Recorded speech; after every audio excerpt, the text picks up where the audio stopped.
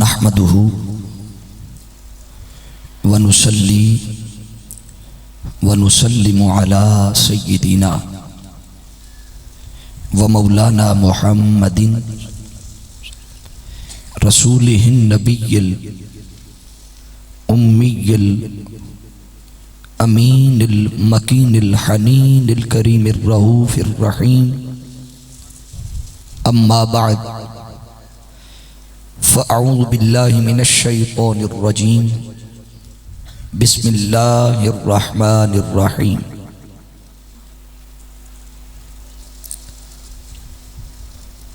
क़ुल बिफ़द्लिल्लाहि व बिरहमतिही फ़बिज़ालिका फ़ल्यफ़रहू हुवा ख़ैरुम मिम्मा यजमऊन। सदक़ल्लाहु मौलानल अज़ीम। ली खमसतुन उत्फ़ी बिहा हर्रल वबाइल हातिमा अल मुस्तफ़ा वल मुर्तज़ा वब्नाहुमा वल फ़ातिमा। मौलाया सल्लि वसल्लिम दाइमन अबदा अला हबीबिका खैरिल खल्क़ि कुल्लिहिम। या रब्बी बिल मुस्तफ़ा बल्लिग़ मक़ासिदना वग़फ़िर लना मा मदा या वासिअल करमी। इन्नल्लाह व मलाइकतहु युसल्लूना अलन नबी या अय्युहल्लज़ीना आमनू सल्लू अलैहि व सल्लिमू तस्लीमा। मोहब्बत व अक़ीदत के साथ कसीर तादाद में चूँकि नौजवान बैठे हैं तो आपको बिलखुसूस में गुजारिश कर रहा हूँ, कोई लब खामोश ना रहे। मेरा ईमान और विजदान कहता है कि आप में से कोई एक शख्स भी ऐसा नहीं है कि जो किसी दुनियावी मनफ़ियत के लिए आया हो। आप खालिसतन अल्लाह और उसके रसूल सल्लल्लाहु अलैहि वसल्लम की रज़ा के लिए आज के इस मिलाद पाक के प्रोग्राम का हिस्सा बने हैं। तो जहाँ अपनी दीगर मसरूफियात तर्क करके आ ही गए हैं तो अब इसमें भरपूर इखलास शामिल करते हुए कुल्लियतन खालिसतन उसकी रज़ा के तलबगार बन के एक लम्हा भी दाएं बाएं की सोचों से अपनी अफकार को मोड़कर अपनी फिक्रों को और अपने जहनों को गुंबद खजरा के साए तले ले चलो और मोहब्बत व अक़ीदत से हुजूर की बारगाह में दुरूद पाक का नजराना पेश फरमा लो। अस्सलातु वस्सलामु अलैका या रसूल अल्लाह व अला आलिका व अस्हाबिका या सय्यदी या हबीब अल्लाह।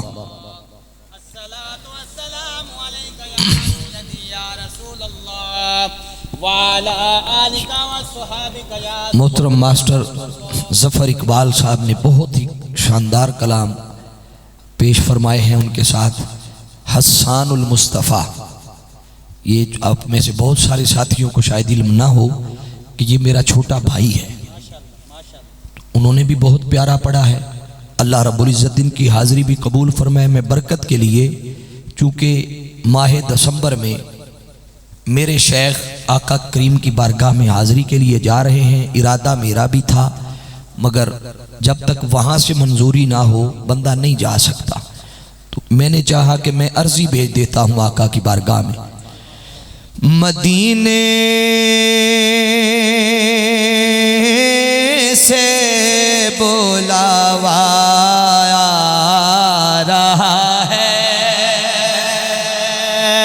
ना जाने किसके लब हिले और उसकी बात बन जाए। मिलके कहना है मदीने से बुलावा रहा है, मदीने से बुलावा रहा है, मदीने से बुलावा रहा है, मदीने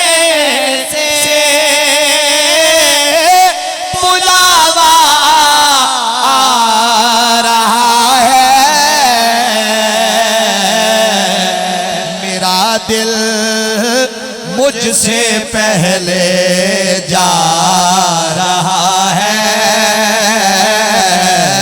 मेरा दिल मुझसे पहले जा रहा है। दिल के कहिए, मेरा दिल मुझसे पहले जा रहा है।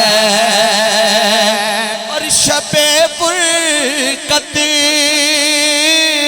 से दिल घबरा रहा है, शबे फुरकत से दिल घबरा रहा है। क्यों? मदीना आपका याद आ रहा है, मदीना आपका याद आ रहा है, मदीना आपका याद आ रहा है। और जैसा मैंने अर्ज किया कि इरादा तो था, अब वो शेर तवज्जो से सुनिएगा। यहाँ मर्जी नहीं चलती किसी की, कह दीजिए सुभान अल्लाह। यहाँ मर्जी नहीं चलती किसी की, मदीने वाला ही बुलवा रहा है, मदीने वाला ही बुलवा रहा है, मदीने वाला ही बुलवा रहा है। मेरा अकीदा भी है, ईमान भी है, और यही हकीकत भी है। वो क्या? ये चक्की सईदा की चल रही है, ये चक्की सईदा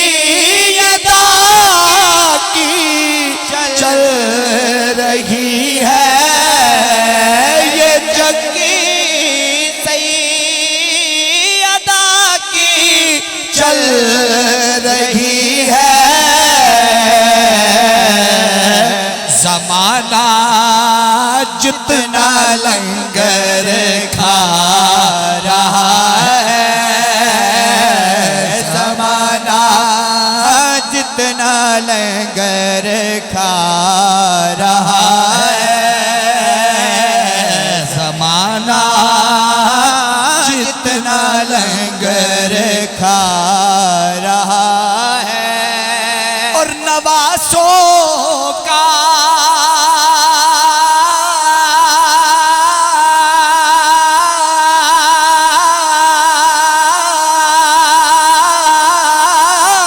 वो सदका बांटते हैं, नवासों का वो सदका बांटते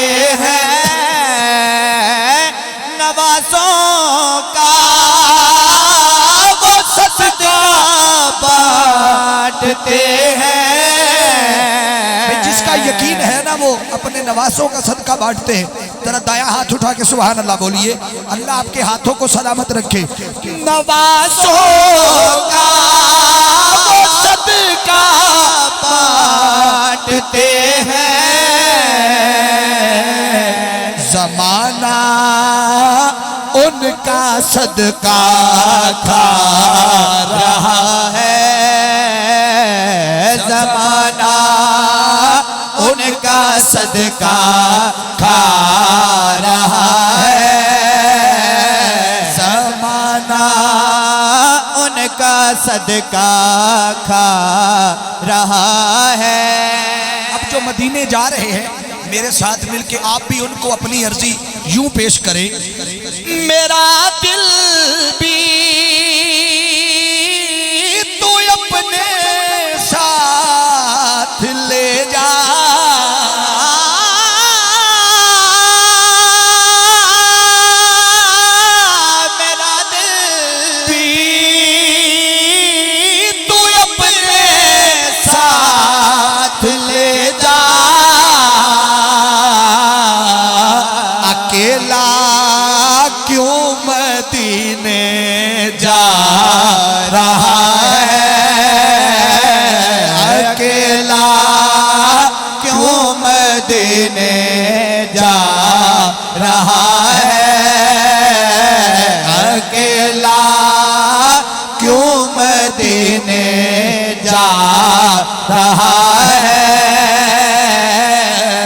मदीने से बुलावा आ रहा है। एक बार आप ये मिसरा सिर्फ एक बार मेरे साथ शामिल होके बोलिए।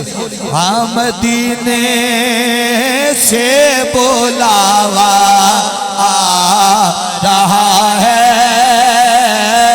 मेरा दिल भी मदीने जा रहा है। अल्लाह रब्बुल इज़्ज़त की हम्दो सना के बाद आका अलैहिस्सलाम की बारगाह में हदिया मोहब्बत व अकीदत के फूल निछावर करने के बाद वाजिबुल एहतराम मुअज़्ज़ज़ व मोहतशम सामईन व नाज़रीन और बापर्दा बैठी मेरी माएँ, बहनें और बेटियाँ, अल्लाह रब्बुल इज़्ज़त के हुजूर दुआ है मालिक कायनात इस दौरे पुरफितन में अपने जुमला मामलात को छोड़कर अल्लाह और उसके रसूल के ज़िक्र की मजलिस में आने पर रब्बे कायनात इसी अमल के सदक़े हम सब की बख्शिश व मग़फ़िरत फरमाए। मुबारकबाद के मुस्तहिक़ हैं मलक मोहम्मद फ़ज़ल साहिब, मलक उमर साहिब और मलक यासिर साहिब। ये मलक बरादरान ने आका के ज़िक्र की मजलिस सजाई। दुआ है रब्बे कायनात हुजूर के ज़िक्र के सदक़े इनके इस घर की चार दीवारी और जुमला जहाँ जहाँ फैमिली मेम्बरान हैं, अल्लाह हर किस्म की आफात व बलियात से हुजूर के ज़िक्र के सदक़े महफूज फरमाए।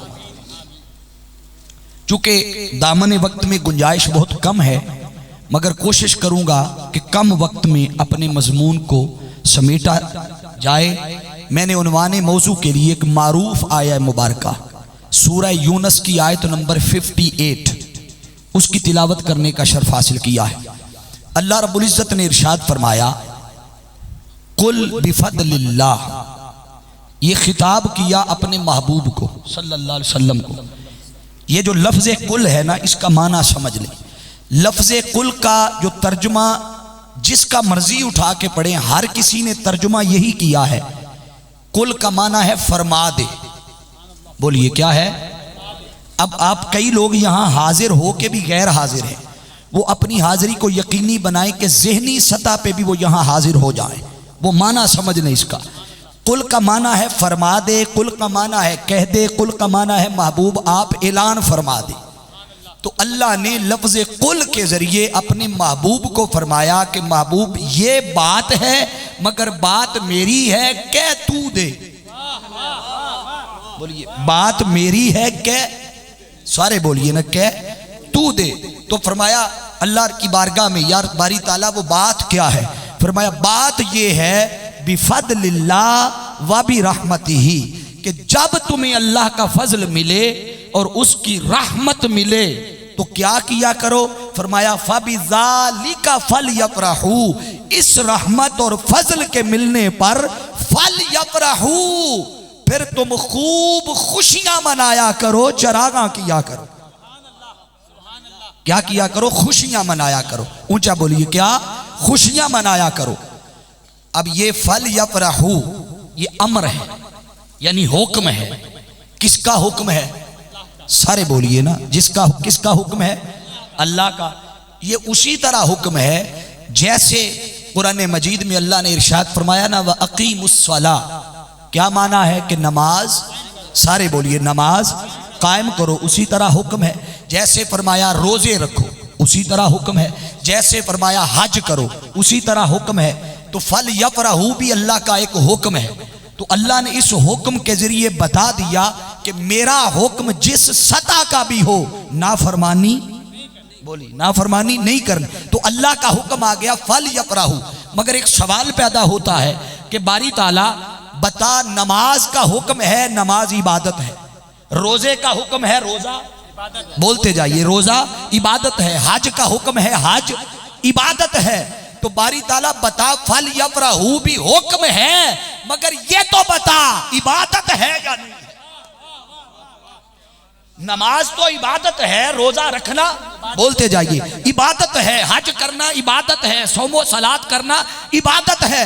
रब फरमाता है हम्द से लेकर वन्नास तक पूरा कुरान पढ़ लो, मैं खिताब बराए रास्त करूं तब भी, बवास्ता मुस्तफा करूं तब भी, जब हुक्म आ जाए उस पे अमल करना तुम्हारे लिए इबादत बन जाता है।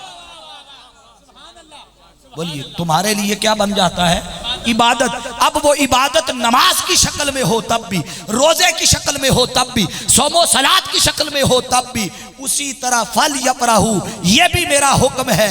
तो बारी ताला बता दीगर जो इबादतें हैं नमाज की शक्ल में, सजदों की शक्ल में, सोमो सलात की शक्ल में, बारी ताला उन पे तो तेरे अजर का पता है कि तूने बता दिया। हर जगह पे जन्नत का जिक्र करके, हुरो कसूर का जिक्र करके, इनामो इकराम का जिक्र करके बता फल यफरहू पे क्या देगा। तवज्जो है ना सबकी? फल यफरहू पे इनाम क्या मिलेगा? अल्लाह रब्बुल इज्जत फरमाता है कि जैसे नमाज इबादत है, इबादत उसी अमल को कहेंगे जो खैर वाली हो। तवज्जो बोलिए, जो खैर वाली हो, जिसमें खैर का उनसर हो, वो इबादत बनेगी। हज उमरा, सोमो सलात, रोजा, नमाज, अल्लाह के हुजूर झुकना, ये सारे अमल खैर वाले हैं। फरमाया जैसे वो खैर वाले हैं, फल यफरहू हुवा खैर, फरमाया मेरी नेमत और फजल के मिलने पर खुशियां मनाना ये भी खैर वाला अमल है। बोलिए ये भी हुआ खैर। मौला फिर भी बता तो सही ना, कोई तायुन तो होगा। जैसे एक अमल किसी दूसरे अमल से बड़ा होता है और कोई अमल उससे भी बड़ा, फिर कोई अमल उससे भी, इबादात के भी दराजात हैं। बोलिए इबादात के भी। मिसाल से समझा देता हूं, आप अकेले नमाज पढ़ रहे हो अकेले, तो इबादत है या नहीं?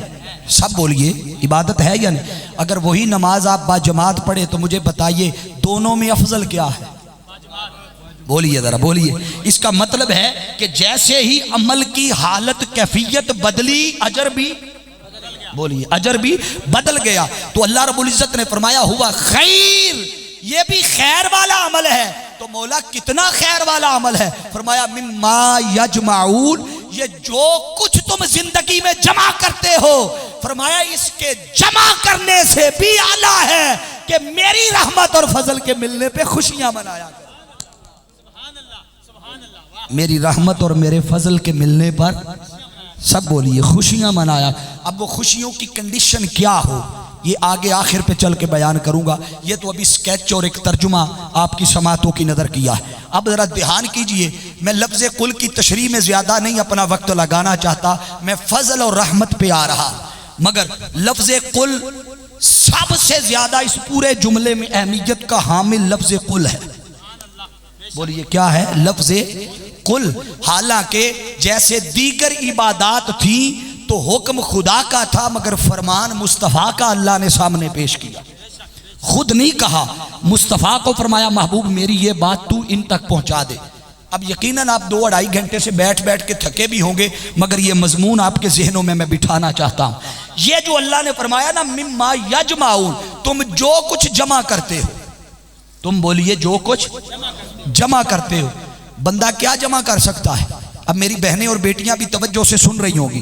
बंदा जिंदगी में क्या जमा कर सकता है? 2 ही चीजें, तीसरी नहीं है। 2 चीजें बंदा जमा करता है, या दुनिया बनाने के लिए पैसा, माल, दौलत, जमीनें, जायदाद सब कुछ जमा करता है या नहीं? बोलिए ना जरा, करता है। या दुनिया बनाने के लिए माल जमा करता है, या कब्र और हशर संवारने के लिए आमाल जमा करता है। यही दोनों चीजें हैं ना। अब ये मलक उमर साहब या मलक फजल साहब ये जितने साथी हैं इन्होंने ये जो हुजूर के जिक्र की मजलिस सजाई है, मुझे बताइए अगर दुनियावी तौर पे देखा जाए तो दुनियावी तौर पे इस शय का इनको कोई फायदा नहीं, दुनियावी तौर पे देखा जाए, मगर अगर खुदा की रजा के लिए देखा जाए तो ये सरासर खैर वाला अमल कर रहे हैं। इसका मतलब है हुजूर के जिक्र की मजलिस सजाकर इन्होंने आखिरत के लिए कुछ सामान जमा कर लिया। तो या बंदा दुनिया के लिए जमा करता है या, बोलिए जरा, ये दोनों एक ही वक्त में दोनों में से एक चीज रहती है। कभी ऐसा नहीं हुआ कि दुनिया भी बन जाए और आखिरत भी बन जाए। अब एक तरफ ये पैसा लंगर खिला रहे हैं, पैसा खर्च कर रहे हैं, तो एक चीज तो कम हो रही है। हाँ, उमूमी तौर पे यही समझा जाता है कि कम हो रही है, मगर अल्लाह कुरान में फरमाता है कि मन जा बिल हसनाती फलाहू अशरु अमसालिहा, कि मेरी बारगाह में कोई एक नेकी लेके आएगा, मैं उस एक नेकी का बदला 10 गुना बढ़ा के वापस अदा करूंगा।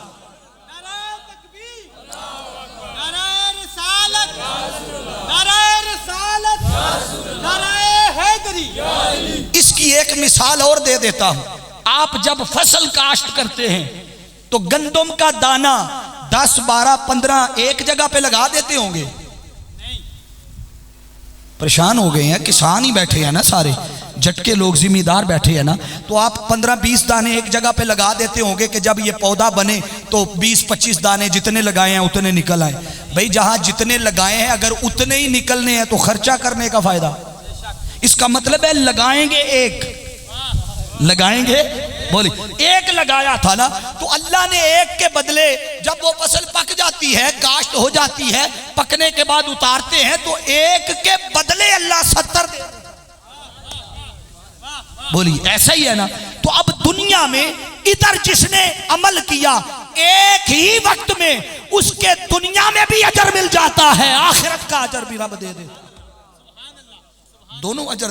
तो अल्लाह फरमाता है मिम्मा यजमाउल, जो कुछ तुम जमा करते हो ना, फरमाया वो आमाल की शक्ल में हो या माल की शक्ल में हो, फरमाया उनसे भी बेहतर है कि जब तुम्हें मेरा फजल मिल जाए, मेरी कोई नेमत मिल जाए, मेरी रहमत मिल जाए, तुम्हें कोई खुशियां मिल जाए, मेरा करम मिल जाए, फरमाया उस करम और खुशियों के मिलने पर खुशी मनाना, फरमाया ये उन सारी इबादतों से भी आला इबादत है।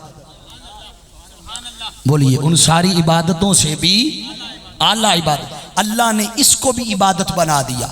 अब आप सोच रहे होंगे भाई एक तरफ तो नमाज है, उसकी इबादत की तर्ज की और कैफियत की तो समझ आती है कि बंदा झुकता है, क्या होता है, बंदा झुकता है, सजदे में जाता है, दिल उसकी तरफ मुतवज्जे हो जाता है।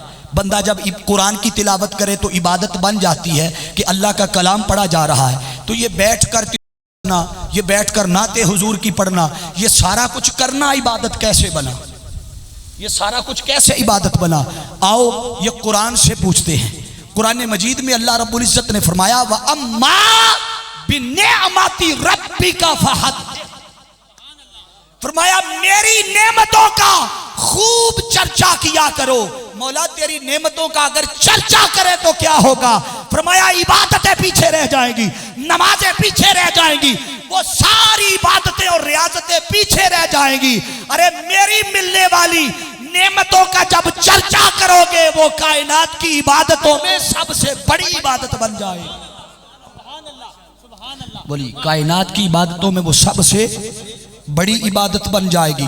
अब आप मुझे बताइए कि औलाद नेमत है, तवज्जो है सबकी, औलाद क्या है भाई, जिसको अल्लाह ने दी है वो तो बोले, जिसको नहीं दी उसके लिए दुआ कर देता हूं अल्लाह औलाद नरीना अता फरमाए।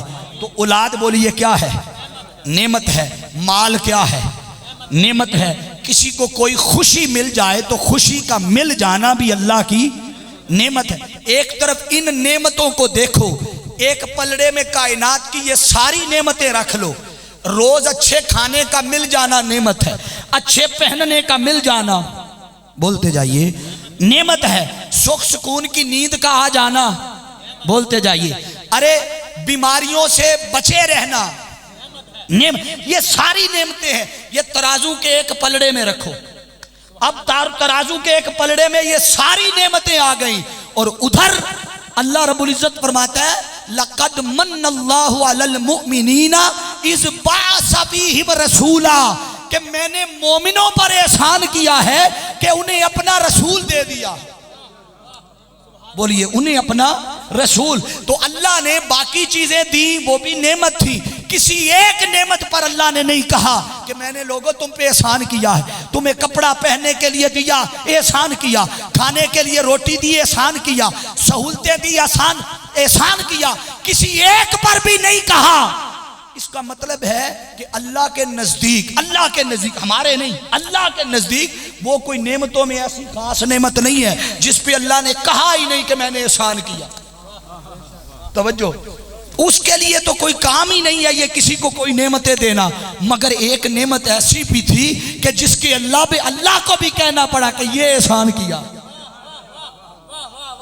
बोलिए, ये ऐसा वो नेमत क्या थी? फरमाया तुम पे एहसान कर रहा हूं अलल मोमिनीना इज़ बअसा फ़ीहिम रसूला, कि मैं तुम्हें अपना रसूल दे रहा हूं। बनाया अपने लिए था कि मैं इसका दीदार भी करूं, इसका जिक्र भी करूं, इसे कायनात में दुनिया वालों के सामने बना सजा के रखूं, मगर बनाया अपने लिए है। मगर ए मुस्तफा के गुलामों, बना के अपने लिए दे तुम्हें रहा। अब ये मलक फजल साहब ने माशाल्लाह इतना प्यारा शानदार 1.5-2 कनाल में तो घर होगा, बनाए ये अपने लिए और अपने बच्चों के लिए, और दे किसी रिश्तेदार को दे, किसी को दे दें। अमल तो बड़ा अच्छा है, मगर कोई ऐसा करता? बोलिए ना भाई। इसलिए नहीं करता कि किसी और को देने से भी ज्यादा हकदार उसकी अपनी औलाद है, और ये कुरान का हुक्म है। जगह जगह जहां अकरबा की कुरान ने बात की है, तो अकरबा में सबसे ज्यादा करीबी अपनी आल औलाद बच्चे आते हैं। तो ऐसा तो नहीं किया कि बनाई अपने लिए थी, दे किसी, बोलिए जरा, अपनी शय किसी को भी कोई देता? सब बोलिए, कोई देता? अगर कोई आप में से ऐसा शख्स है कि नहीं मैंने वो बहुत खूबसूरत गाड़ी ली है तो मैं चाहता हूं मैं किसी को दे दूं, तो वो उसकी मेहरबानी है, सबसे पहले मुझे बताए, मैं ले लूंगा। अगर कोई ऐसा है, इसका मतलब है कि ऐसा नहीं है, अपनी शय कोई किसी को देता नहीं है। कुर्बान जाए मौला तेरी जात पर, तेरी अताओं पर, कि महबूब बनाया अपने लिए है, बना के अपने लिए दे, उम्मत को दिया। आजम चिश्ती रहमतुल्लाह ताला अलैह का कलम उठा, आपने कहा कौन देता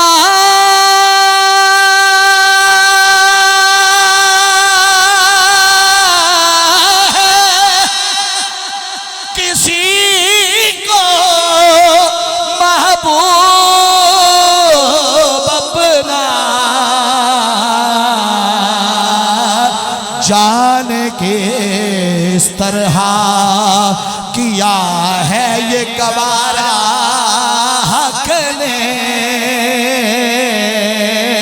जान के इस तरह किया है ये गवारा हक ने, जान के तरह किया है ये गवारा हक ने। तो बाकी नेमतों पर जैसे फरमाया था ना, वह अम्मा बिनिअमति रब्बिका फहद्दिस, कि मेरी नेमतों का खूब चर्चा करो। तो मुझे बताओ, अब आप में से किसी के यहाँ औलाद पैदा हो जाए तो औलाद क्या थी? नेमत। बोलिए, औलाद क्या थी? नेमत। आप उसका चर्चा करते हैं कि नहीं? मिठाइयाँ तकसीम करते हैं, लोगों को बताते हैं। और हमारे इलाके में तो रिवाज है, पता नहीं आपके इलाके में नहीं, वो दरवाजे पे एक शरी का बूटा होता है, पता नहीं आपके इलाके में, वो शरी के पत्ते उतार के दरवाजे पे लगा देते ताकि आते जाते को पता चले इस घर में बच्चा पैदा हुआ। तो ये क्या है? ये चर्चा करने का एक तरीका है, चर्चा करने का, लोगों को बताने का, बोलिए, एक तरीका है। तो अल्लाह रब्बुल इज्जत ने फरमाया तुम्हें मेरी नेमतें मिले तो खूब चर्चा किया करो। अब बताओ, एक पलड़े पे ये सारी नेमतें हो, एक पलड़े पे नेमत मुस्तफ़ा हो, एक पलड़े में वो नेमत मुस्तफ़ा हो, इसका मतलब है कि कायनात की सारी नेमतें नीचे रह गई। वो नेमत रब्बानी, वो नेमत मुस्तफ़ा जो हुजूर की शक्ल और वजूद और जिस्म की शक्ल में थी, वो सारी नेमतों में से आला नेमत बन गई। इस पे अल्लाह ने कहा कि जब तुम्हें ये नेमत मिले तो फिर क्या किया करो, फल यफराहू, बोलिए फल यफराहू, फिर खुशियां मनाया। अब हाज़रीन एहतशाम दो चीज़ें इसमें बड़ी ख़ास है, मैं दोनों बयान करके अपनी बात को इख्तिताम की तरफ लेकर चलता हूँ। वो क्या, बिफदलिल्लाह व बिरहमतिही, अल्लाह ने अपनी उस नेमत को फजल भी कहा और रहमत भी कहा। बोलिए क्या कहा, फजल भी कहा और रहमत भी कहा। जब फजल की बात आई तो अल्लाह रब्बुल इज़्ज़त ने अपने महबूब को फजल यूं कहा। इस पे मैं दो तीन अकवाल पेश कर देता हूँ। मुफस्सिरीन ने जब इसकी तशरीह की, तफसीर की, तो किसी ने लिखा कि फजल से मुराद दीन है। जाग रहे हैं, फजल से मुराद दीन है। किसी ने कहा नहीं, फजल से मुराद इस्लाम है। किसी ने कहा फजल से मुराद दीगर नेमतें हैं। इसी तरह जब रहमत की बात आई तो रहमत की भी तशरीह यूं ही की, मगर ये तफासिर हुई 1200, 1300, 1400 साल बाद, हुजूर के ज़माने के 1200-1300 साल बाद जाके हम ये बाद में देखते हैं। पहले कुरान के पहले मुफस्सिर की तफसीर चेक करते हैं, उन्होंने क्या कहा। अब्दुल्ला इब्न अब्बास रज़ियल्लाहु ताला अन्हु, आपसे किसी ने पूछा बताओ बिफदलिल्लाह व बिरहमतिही, इन दोनों लफ्ज़ों से यानी फजल से मुराद क्या है। दीन है, इस्लाम है, शरीयत है, अहकामात हैं, क्या है, और रहमत से मुराद क्या है। अब्दुल्ला इब्न अब्बास रज़ियल्लाहु ताला अन्हुमा फरमाते हैं कि फजल से मुराद भी मोहम्मद मुस्तफ़ा की ज़ात है और रहमत से मुराद भी मोहम्मद मुस्तफ़ा की ज़ात है। इन दोनों चीज़ों से मुराद बोलिए कौन है, सारे बोलिए। इन दोनों चीज़ों से मुराद हुजूर की ज़ात है। अब जब हुजूर की ज़ात आ गई तो बाद अज़ा आपको कोई ये ना कहे कि ये कहाँ से निकाल लिया। मैं इस पे कुरान मजीद की आयतें कोड कर देता हूँ, और कोड इसलिए करूँगा कि सारे जानते हैं मेरा ताल्लुक़ मिनाजुल कुरान से है, और शेखुल इस्लाम डॉक्टर मोहम्मद ताहिरुल क़ादरी मद्दज़िल्लाहुल आली आपके कदमों में बैठकर इल्म की खैरात ली है। कुरान से बाहर बात भी कोई नहीं करूँगा। कुरान ने जब फजल की बात आई तो फरमाया वलौला फदलुल्लाहि अलैकुम व रहमतुहु लत्तबअतुमुश शैतान इल्ला कलीला। कुरान कहता है अगर तुम्हें मेरा फजल ना मिलता, ये अल्लाह फरमा रहा है, अगर तुम्हें मेरा, बोलिए, फजल ना मिलता, व रहमतुहु, और मेरी रहमत ना मिलती, अगला लफ्ज तवज्जो तलब है, लत्तबअतुमुश शैतान, तुम सारे शैतान के पैरोकार बन जाते। बोलिए, तुम सारे शैतान के पैरोकार बन जाते। कब बन जाते, अगर तुम्हें मेरा फजल और मेरी रहमत ना मिलती। और जब रहमत की बात आई तो सूरह अंबिया आखिरी रुकू उठाइए, फरमाया वमा अरसलनाका इल्ला रहमतल लिल आलमीन। तो गोया खुदा का फजल भी मुस्तफ़ा है, खुदा की, बोलिए, अल्लाह का फजल भी मुस्तफ़ा, अल्लाह की रहमत भी मुस्तफ़ा। अब हाज़रीन एहतशाम मैं दोनों को इकट्ठा लेके चलता हूँ वक्त बचाने के लिए। कुरान ने तो फजल भी कह दिया मुस्तफ़ा को और रहमत भी कह दिया मुस्तफ़ा को। अब तवज्जो कीजिएगा, अगर मुस्तफ़ा अल्लाह की रहमत है, अल्लाह की, बोलिए, अल्लाह की रहमत है, एक तो इसको रहमत कहा, एक और भी अल्लाह ने रहमत बयान की है कुरान में। अब ये जो जवान है ना, जवान थोड़ी सी इनकी तवज्जो बट रही है, अगर सिर्फ 5 से 7 मिनट मुझे दे दे तो मैं अपनी गुफ्तगू क्लोज कर रहा हूं, मगर ये हिस्सा अहम है, खास हिस्सा है। जब रहमत की बात की तो अल्लाह ने साथ एक और रहमत का जिक्र कर दिया, फरमाया व रहमती वसियत कुल्ल शै। वो फरमाते हैं मेरी रहमत सारी कायनात पर साया किए हुए है, अपने इहाता कुदरत में लिए हुए है मेरी रहमत।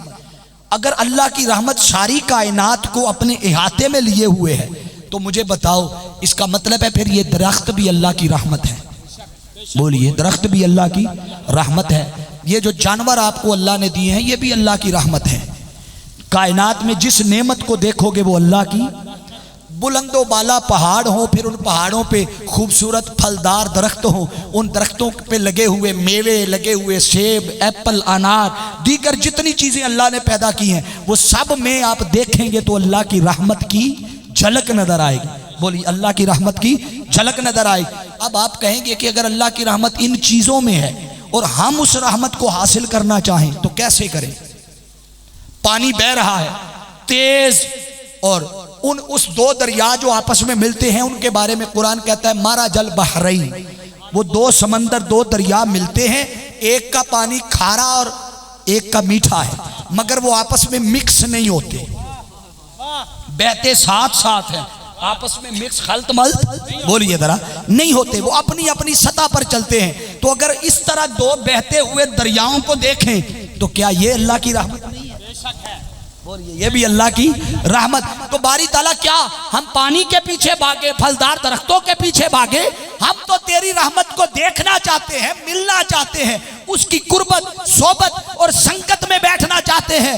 रब फरमाता है आओ तुम्हें तरीका समझा देता हूं। जब मैंने कायनात में अपनी रहमत को बनाकर फैला दिया तो दरिया बना दिए, रवानी बना दी, पानी बना दिया, नेमतें बना दी, फलदार दरख्त बना दिए, सूरज बना दिए, चांद बना दिया, सितारे बना दिए, सैयारे बना दी, आसमान बना दिए, जन्नत बना दी, कायनात की हर शय में अपनी रहमत को बनाकर फैलाया तो सारी कायनात वजूद में आ गई। अब तुम उस रहमत के साए में जाना चाहते हो, मैंने उस रहमत को एक जगह पर समेटा तो वजूद मोहम्मद मुस्तफा बना दिया। जब फैलाया तो कायनात की नेमतें बना दी, एक जगह पर जमा किया तो वजूद मोहम्मद मुस्तफा बना दी। फरमाया बस वो रहमत तुम्हें मिल जाए, वो रहमत तुम्हें मिल जाए तो फल यफरहू, फिर खुशियां मनाया करो। बोलिए क्या किया करो? अब वो खुशियां मनानी कैसे? बस इस पे आपके लिए इतना काफी है, वरना इस पे तवील मजमून है। मनाएं कैसे? अब आप मुझे बताइए, आपको बेटे की खुशी मिले तो आप किसी से पूछते हैं यार पुत्र हो है मैं खुशी केंज करा? बोलिए कभी पूछते हैं आप किसी से? शादी रख लें तो आप किसी से पूछते हैं कि शादी की खुशी कैसे मनाऊं? वो ऑटोमेटिकली आपके जज्बात बताते हैं मैं ऐसा भी अपने बेटे के लिए करूं, ऐसा भी अपने बेटे के लिए। ये सारी वो सारी कायनात की जो उसके जहन में खुशियां बनती हैं वो मनाता है ताकि कायनात वालों को पता चले। और खुशियों का एक तरीका ये भी है, मंडी बहाउद्दीन नाम सुना होगा, वहां एक शख्स ने अपने बेटे की शादी की तो हेलीकॉप्टर से मोबाइल फोन फेंके। आप परेशान हो गए होंगे सुन के, आप सोशल मीडिया देखने वाले, उसकी खुशी का एक अंदाज है। बेशक उसने इसराफ किया है, मौजू ये नहीं है, मौजू है खुशी का अंदाज कैसे किया जाए। अगर एक बंदा परते जज्बात में आकर वो कायनात की रस्म और रिवाज भी भूल जाता है और डिफरेंट अंदाज में अपनी खुशियां सेलिब्रेट करना चाहता है, क्यों? इसलिए कि उसे बेटे की शादी की इतनी खुशी थी कि मोहल्ले के रस्म और रिवाज भी भूल गया, रिश्तेदारी के रस्म और रिवाज भी भूल गया। अरे बेटे की शादी की खुशी आए तो तू सारी रस्में पीछे छोड़ जाता है, तरीके छोड़ जाता है।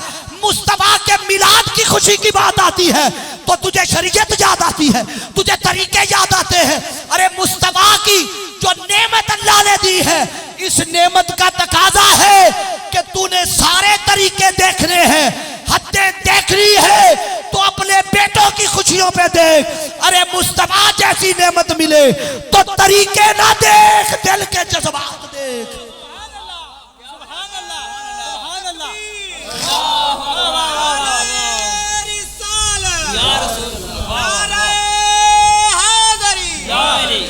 हर खुशी की हद है सेलिब्रेट करने की, हर खुशी की कोई ना कोई हद है, मगर एक वो अजीम नेमत नेमत मुस्तफ़ा है कि जिसे सेलिब्रेट करने की कोई हद नहीं है। अब आप इस हद बंदी से एक और नतीजा निकल सकता है, बाद अज़ा कोई परेशान ना हो जाए। वो क्या है? यही तरीका पिछले दिनों मिलाद शरीफ का जब महीना गुजरा तो स्टेज लोगों ने लगाया हुआ, स्टेज पे पीछे सैयदी मुर्शदी या नबी का फ्लैक्स लगा हुआ, फूलों के गुलदस्ते सजे हुए, और हुआ क्या, नाम मिलाद के प्रोग्राम का है और गाने चलाकर स्टेज पे बंदा डांस कर रहा। अब जब उसने हद क्रॉस की, ये तरीका मिलाद मुस्तफ़ा मनाने का नहीं है। ना उधर जाओ ना पीछे रहो। वो हद क्या है? वो हद ये है कि जैसे अपने बेटे की खुशियां मनाने में तुमने एहतियात भी बरती थी, वो क्या कि मोबाइल तो फेंके थे, गोलियां तो नहीं चलाई थी भाई, एक चीज का ख्याल भी तो रखा था ना। तो दूसरी तरफ जिन्होंने हद क्रॉस की उन्होंने बजाय हुजूर के जिक्र की मजलिस सजाने के कुछ और कर दिया। तो हद क्या है कि खुशी जब भी मिले इससे बड़ी खुशी नहीं है कि खुशी मिले या गमी मिले, हुजूर के जिक्र को सजाओ, इससे बड़ी अल्लाह की नेमत को सेलिब्रेट करने का कोई तरीका नहीं। और याद रख लें, हम अमूमन, ये आखिरी बात कर रहा हूं, हम अमूमन कोई फौत हो जाए ना तो कुलखानी करवा के जिक्र कर लेते हैं, चेलम करवा के, साता करवा के, दसवां करवा के, सालाना बरसी करवा के। मगर जब बच्चों की शादियां करते हैं तो क्या करते हैं, फिर सारी हदें फलांग देते हैं। नहीं, अल्लाह ने कहा था मेरी नेमतों का चर्चा करो, और नेमतों का चर्चा करने में जो सबसे आला तरीका है वो जिक्र मुस्तफ़ा की महफिल है। बोलिए, हुजूर के जिक्र की महफिल है। अरे सिर्फ अपने गमों और दुखों में मुस्तफ़ा को शरीक ना करो, अपनी खुशियों में भी अल्लाह रसूल को शरीक करो। हम गमों में तो अपने रब को याद करते हैं कि कुरान खानी करवा लेते हैं, नहीं, जब अपने बच्चों की शादियां करते हो तो शरीयत और दायरा कार में रहते हुए उन खुशियों में भी अपने रब और रब के रसूल को शरीक किया करो। हाजरीन जी एहतशाम, चूँकि मुझे जो वक्त दिया गया था वो 10 मिनट पहले ख़त्म हो गया था, मैं 10 मिनट ऊपर ले गया सिर्फ ये फलसफा समझाने के लिए। अब ज़रा रिपीट करने लगा, जब अल्लाह और उसके रसूल, जब अल्लाह की नेमत और रहमत और फजल मिले तो क्या करो, सारे बोलिए क्या करो, खुशियाँ मनाओ। तो खुशी मनाने का तरीका क्या है, कुरान ने कहा व अम्मा बिनिअमति रब्बिका फहद्दिस, कि उसकी नेमतों का चर्चा करो। तो चर्चा कैसे करें, उसके अल्लाह और उसके रसूल के जिक्र की मजलिस सजाओ, मुस्तफ़ा के औसाफ व कमालात का तज़किरा करो। जब आप अल्लाह और उसके रसूल का जिक्र करेंगे तो होगा क्या, अल्लाह रब्बुल इज़्ज़त ने फरमाया होगा ये कि वरफ़अना लका ज़िक्रक का जो मैंने मुस्तफ़ा से वादा किया है वो वादा भी पूरा हो जाए। वो वादा रब ने क्या किया था कि महबूब हम आपके जिक्र को इतना बुलंद कर देंगे, किसी को खुशी मिले किसी को गम मिले, हर जगह पे जैसे मुझे याद करेंगे मेरे साथ मेरे महबूब तुझे भी याद करेंगे, तुझे भी याद करेंगे और मुझे भी याद करेंगे। और याद रख लो, आप अपनी तौहीद को पक्का करना चाहते हैं तो सुन लें, अगर चाहते हैं कि अल्लाह का किया हुआ जिक्र कबूल हो जाए तो याद रखें अल्लाह के जिक्र के साथ हमेशा रसूल के जिक्र को जोड़ के करेंगे तो तौहीद की कबूलियत का सबब जिक्र मोहम्मद मुस्तफ़ा बनेगा। अगर तौहीद खाली लेके जाओगे तो अल्लाह फरमाएगा तुम मुझे ना भी मानते तो मेरी शान में कौन सा फर्क पड़ना था, मैंने तो जो तुम्हें नेमत दी थी मानना तो तुमने उसे था। इसका मतलब है अल्लाह की बारगाह में रसाई चाहते हो तो पहले मोहम्मद के कदमों तक की रसाई ले। हाज़रीन जी एहतशाम, जब तक बिके न थे कोई पूछता न था, जब तक बिके न थे कोई पूछता न था, आका तूने खरीद कर हमें अनमोल कर दिया। जो हुजूर का हो जाता है फिर सारी खुदाई उसकी हो जाती। हाज़रीन मुकर्रम, मैं बारे दीगर मलक फजल साहब और इनके दीगर बरादरान को मुबारकबाद पेश करता हूँ कि जिन्होंने अपने इस घर में अल्लाह और उसके रसूल के ज़िक्र की मजलिस सजाई। और चूँकि बहनें महरूम न रह जाएं, उनके लिए भी यही है कि वो भी अपनी खुशियों में जैसे इधर आका का जिक्र हो रहा हो, अल्लाह और उसके रसूल का जिक्र हो, उधर वो बैठकर सैयदा कायनात बतूल ज़हरा का जिक्र करके आका को खुश करें। और जब आका खुश हो जाएंगे खुदा खुद ब खुद खुश हो जाएगा। अल्लाह रब्बुल इज़्ज़त के हुजूर दुआ है मालिक कायनात हमारी नौजवान नस्ल को कुरान और साहिब कुरान से अपना ताल्लुक़ जोड़ने की तौफीक अता फरमाए। बारे दीगर आप सब अहबाब का शुक्रिया, भाई मोहम्मद फैसल साहिब का और पदरी से हमारे अज़हर भाई और अल्लामा सुहेब साहब तशरीफ़ लाए, उन सब का भी शुक्रिया। अल्लाह रब्बुल इज़्ज़त मेरी और आपकी हाज़िरी अपनी बारगाह में कबूल व मंजूर फरमाए। मैं इख्तिताम कर रहा हूँ, याद रखो ये जो हमने लिबास के रंग पहने हुए हैं, जुब्बा कुब्बा लिबास और दुनियावी और सियासी और मजहबी लिबाते ओढ़ रखे हैं, ये सारे के सारे रंग कब्र में जाने से पहले उतर जाएंगे। वहाँ एक ही रंग होगा, बोलिए वहाँ, सब बोलिए वहाँ। और रब को भी एक ही रंग चाहिए, उसे दरकार ही एक रंग है। और वो रंग कौन सा है जो लेके जाना है, इसकी तर्जुमानी मियाँ मोहम्मद बख्शार फ़िकड़ी रहमतुल्लाह ताला अलैह ने यूँ की है कि कच्चा रंग ललारी वाला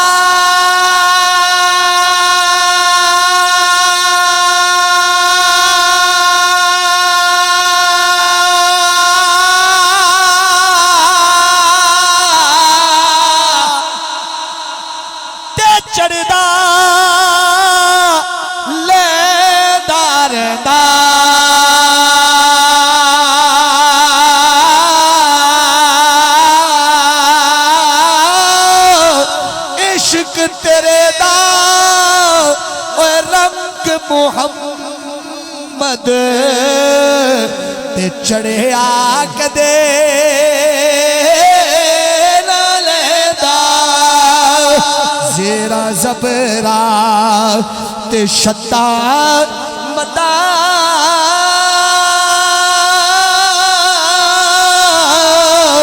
ते शाद तेरी विच आया आमलों का खबर न काए ते खासार में पाया।